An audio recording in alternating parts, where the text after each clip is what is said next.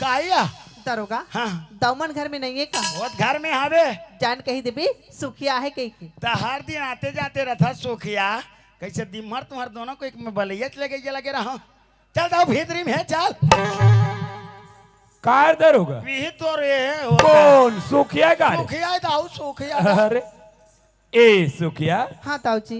अरे दिन तो मस्त तोर काम के बेर हासत गोठिया हस आज कैसे एकदम उदास दिखता सो। कैसे कांखे बहू के गोठिया था वो अरे तबियत ठीक है कि नहीं है? मितानिन माला बुलाए लगी का काबर ये ले 102 गुरूर के हॉस्पिटल लेते हैं वाह अरे हॉस्पिटल ले जइया। अरे बस्ती में तो लोग कोनो कहीं दिस का सुखिया दाऊ के हाथ ले अरे कोनो कहीं दिस वही बुला लेते मोला बेचारा अपन स्कूटी धर के आ जाती है ताऊ जी अते पर बस्ती में तुहर राहत ले मोर कोना काय कही ताऊ जी। तैसे का होगे फिर गोठिया हूँ कहा तो लेकिन मोर मुंह को तिल गोटी निकला ताऊ। देखा दादरे दरोगा चटर गोठिया ते चश्मा सोखिया अब मुंह डाले गोठनी निकले कहा था गोठिया था ते मुंह डाले गोठिया था का ते कहूँ को दिल बंद थे